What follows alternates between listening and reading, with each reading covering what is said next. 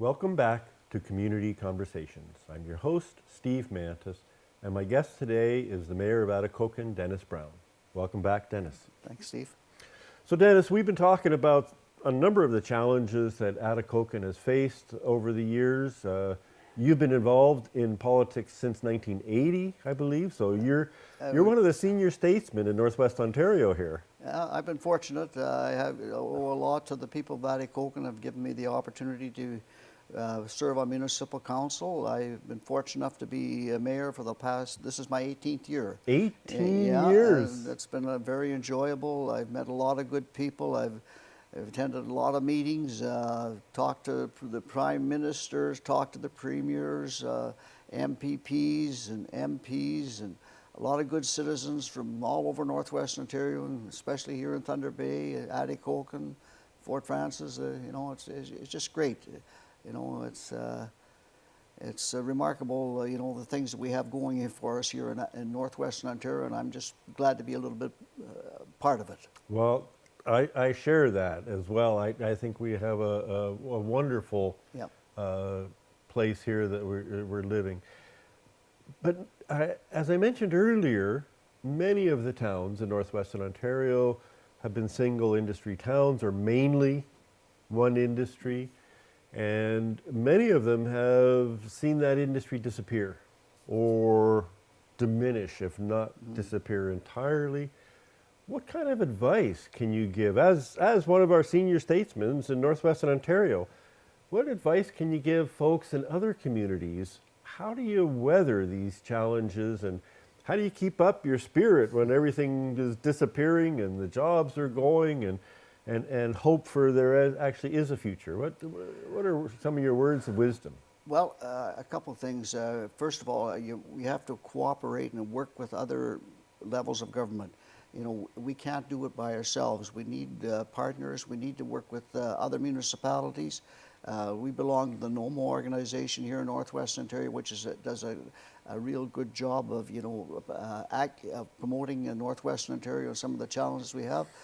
We've tried to, over the years, diversify our economy in Atikokan, and I have to put in a plug for tourism. Atikokan, we have two companies there that are making canoes. The canoe capital of Canada. That's right, and Quetico Park is a large part of that. That's one of the reasons why. It's a jewel of this area, the park itself. And we have outfitters that one of the outfitters, Canoe Canada Outfitters, for example, that's how they make their livelihood, and they've done that well since the early 1970s. We have a paddle manufacturer, the XY company in Atikokan, who makes a special kind of paddle, a bent paddle that works well, and that's serving them well. So. As I said, too, the councils have put economic development as a priority, and I think that pretty well has to be with most municipalities, because you need the jobs, and as I said, if we have the jobs, the other things come.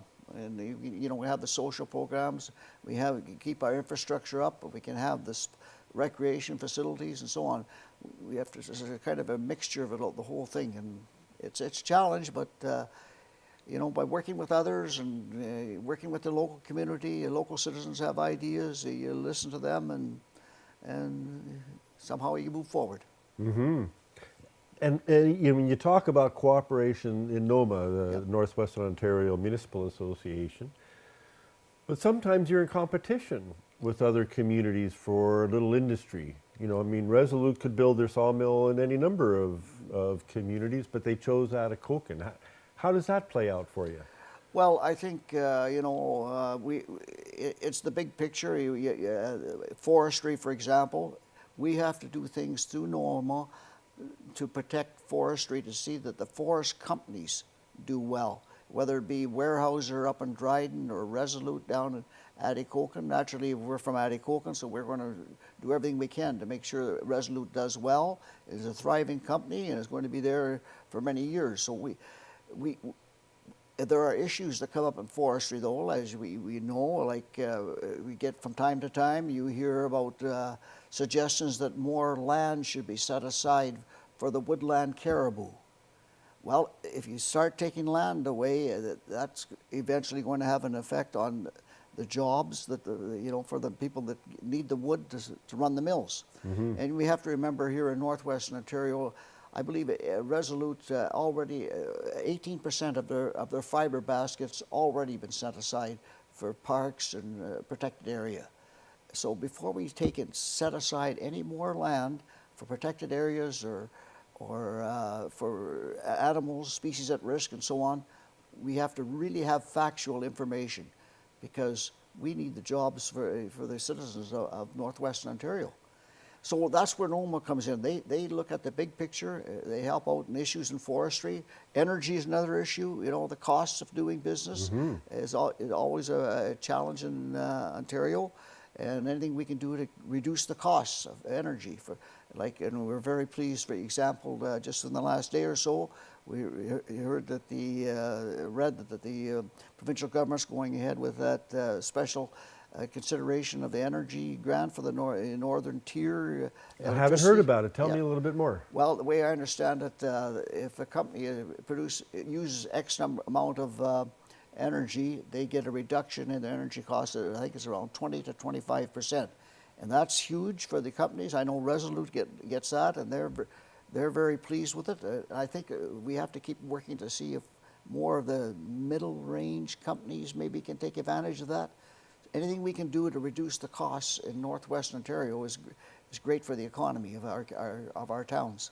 Well, I just installed some electric heating into my house for hot water heating, which is more efficient. And I'm using more electricity. I'd like to be able to get that 20% cut on that too. Yeah, it's a challenge, I know, and I guess we'll leave that for the